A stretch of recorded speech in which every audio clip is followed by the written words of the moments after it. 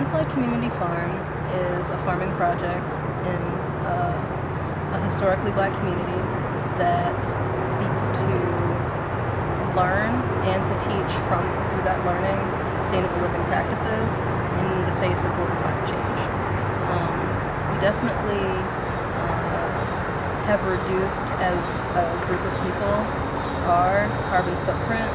We at one point did our carbon footprint, and we're using about half the energy of the average American household in our farmhouse that does have electricity.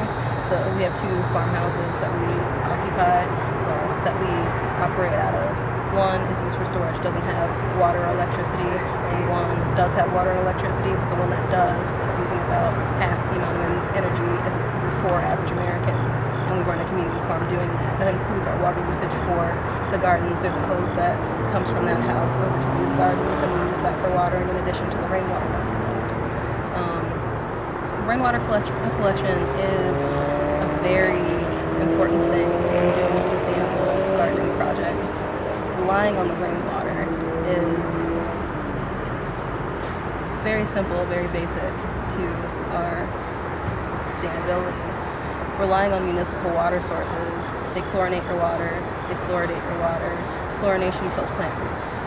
Rainwater is healthier for plant roots. Rainwater can also be healthier for people if you have the proper filtration systems.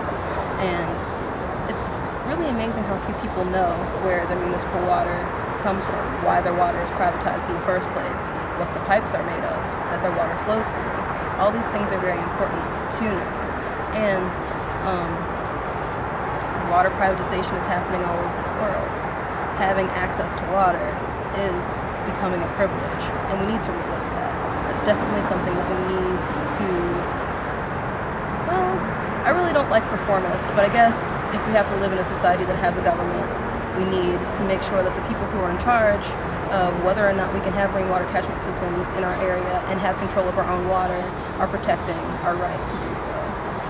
In a lot of places, such as in the global south, the right to water is being taken away from people, and we need to see that coming, because the things that are happening in other places to poor people in other places are going to happen to poor people in the United States as we become a poorer nation, which is essentially what's happening. We're becoming a poorer nation.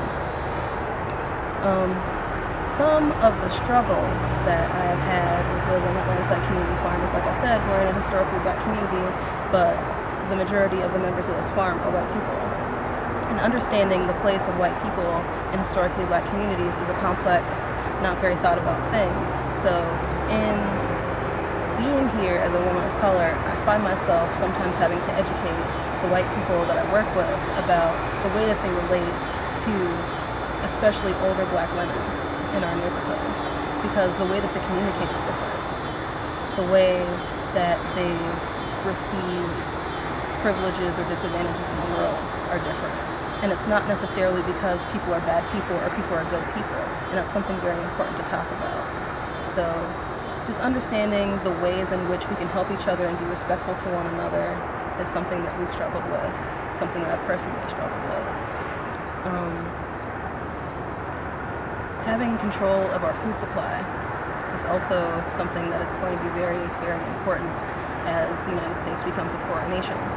Because as the food production moves to places where the land is cheaper, which is going to be in environmental justice or communities that are affected by environmental racism, they're going to essentially try to reinstitute feudalism, where we are growing their food and we are doing all the work for richer people who live elsewhere. We need to be able to feed ourselves. We need to be able to feed ourselves locally. We need to be able to have those skills to do that, and banding together, being a community, knowing who we are, knowing our skill sets, knowing who has what strengths and who has what weaknesses, and being able to plug in to a greater system of a community is something that is going to be more and more necessary. Capitalism can support atomized single-family community only if you're exploiting people in other places. We need to be living on our own legs and with our own hands. The more that we can do that, the more healthy we will be as people, because the more healthy our world will be. That's the way that the world is designed. Animals live where they are.